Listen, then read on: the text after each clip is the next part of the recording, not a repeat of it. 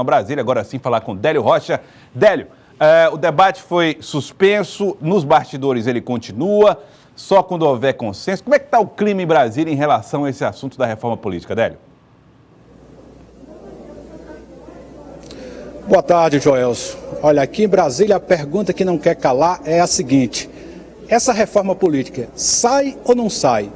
A novela em torno do assunto continua. Ontem o deputado Rodrigo Maia, presidente da Câmara, tentou votar o texto da reforma, não teve quórum, adiou para a próxima semana.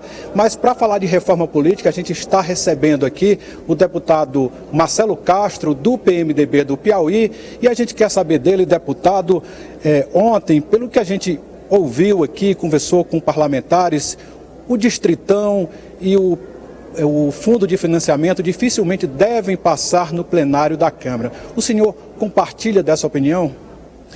Não compartilho.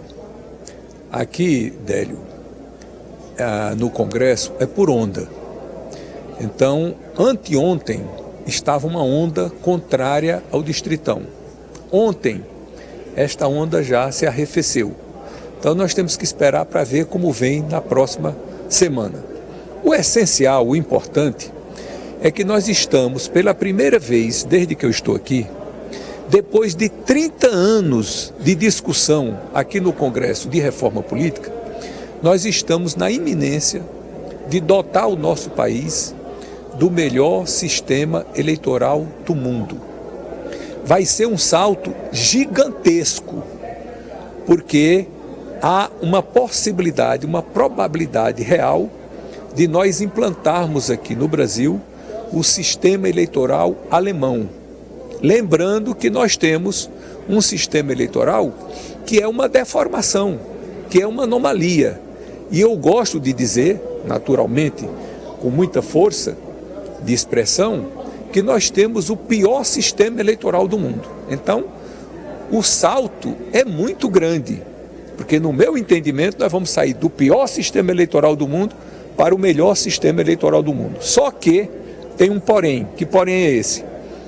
É que esse sistema, o distrital misto, modelo alemão, só seria implantado no Brasil em 2022. Aí cabe a pergunta: ora, se o sistema é bom, é ótimo, por que não implantar logo a partir de 2018? É porque está muito em cima das eleições. E o Tribunal Superior Eleitoral, através do seu presidente, ministro Gilmar Mendes, numa reunião conosco, disse que não tem chance do tribunal fazer as divisões do distrito daqui para o próximo ano. Então, que nós trabalhássemos com o horizonte de 2022.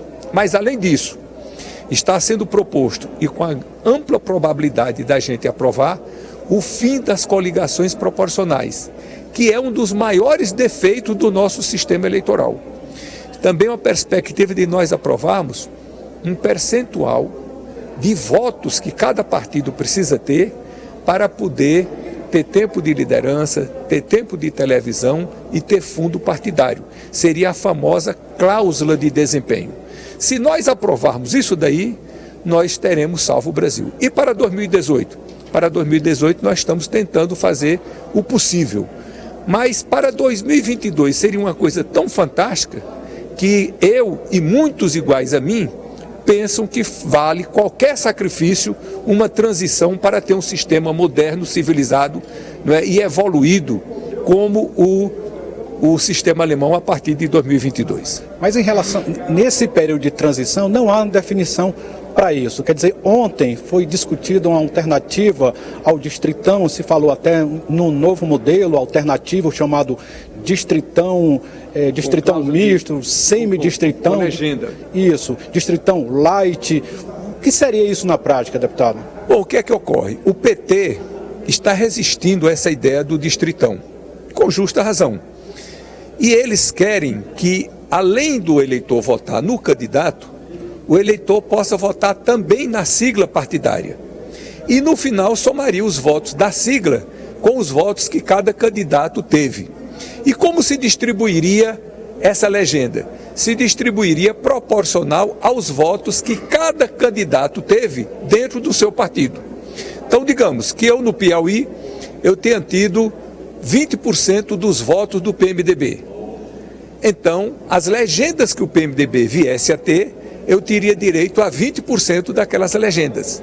Se um outro candidato teve, digamos, 30% dos votos do PMDB, ele teria direito a 30% das legendas do PMDB. É uma coisa que atende a uma negociação política e não desfigura o sentido do distritão, que, aliás, eu sempre me posicionei contrário ao distritão, porque é o único sistema do mundo que eu conheço eleitoral que piora o que nós temos. Mas, sendo para aprovar para 2022, numa negociação política, a gente admite a possibilidade dessa transição. Deputado, antes de voltar no assunto, a gente tem uma pergunta do estúdio. Pode falar, Joelson. Deputado Marcelo Castro, primeiro que o senhor foi um dos que mais estudou essa história da reforma política. Chegou a fazer um relatório sobre o assunto há poucos anos atrás. E uma das preocupações do eleitor hoje é o financiamento público de campanha e o valor que será destinado a esse financiamento. Se seria realmente 0,5%, girando aí em torno hoje de 3,6 bilhões de reais, e até uma possibilidade que chegou a ser levantada de um financiamento oculto de campanha, ou seja, pessoas que pudessem doar anonimamente para campanhas políticas. Como é que esse assunto tem preocupado os parlamentares e mais particularmente o senhor? Financiamento oculto de campanha seria o doador fazer uma doação, uma pessoa qualquer, pessoa física, fazer uma doação para a campanha e pedir para o seu nome não ser divulgado. Isso daí está completamente fora de cogitação. Foi até retirado pelo relator. Já foi retirado pelo relator, está fora de cogitação. E a outra pergunta seria? 3,6 bilhões de reais. Os 3,6 bilhões de reais. Haveria a possibilidade de mudar esse valor ano a ano? Já mudou. No projeto que está, não tem mais o 0,5% das receitas correntes líquidas do país. Então esse valor não vai ser discutido agora. Só na época da formação do orçamento é que esse valor voltará a ser discutido. Mas desde o início, Joelson, que eu tenho resistido a isso daí. A proposta inicial do relator Vicente Cândido, que é um deputado do PT, muito equilibrado, de São Paulo, era de 1,9 bilhão de reais, que era um valor razoável para o sistema eleitoral que nós estávamos propondo, que era o sistema de lista pré-ordenada. Mas a lista não tem chance nenhuma de passar aqui no Congresso. Os líderes partidários, os presidentes de partido, pressionaram o relator e o relator botou esse percentual de 0,5, que daria aproximadamente uns 3,5 bilhões de reais. E isso, eu e muitos da comissão ficamos desde o início contrário. E mostramos que nós tínhamos razão. Houve uma reação muito grande da sociedade e isso foi retirado e com certeza não será esse valor para as campanhas de 2018. Deputado, entre os temas discutidos envolvendo a reforma política, tem um que é a PEC Marcelo Castro, batizada no seu nome. Essa proposta prevê, por exemplo, o fim da reeleição. O que o senhor destacaria mais nessa proposta e sobre a possibilidade dela ser aprovada? Bom, essa possibilidade é pequena porque nós vamos votar o relatório que foi feito em cima dela. Mas o fim da reeleição, nós já votamos aqui na Câmara dos Deputados em 2015. E essa PEC está no Senado. E o Senado está dormindo sobre ela. E não votou, nem disse que é contra, nem disse que é a favor. Eu, desde que cheguei aqui no Congresso Nacional, que eu luto contra a reeleição. Eu acho que foi um grande mal que o Fernando Henrique e os legisladores da época fizeram ao nosso querido Brasil de uma maneira geral, porque instituíram a reeleição para presidente da República, governador de estado e prefeito.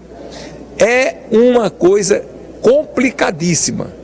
E eu acho que na minha experiência e na experiência de todos, tem sido uma coisa muito negativa para o nosso sistema político. Então, o ideal, o melhor para o Brasil, seria de uma vez por todas acabar com essa história de reeleição de prefeito, governador e presidente da República. Deputado, obrigado.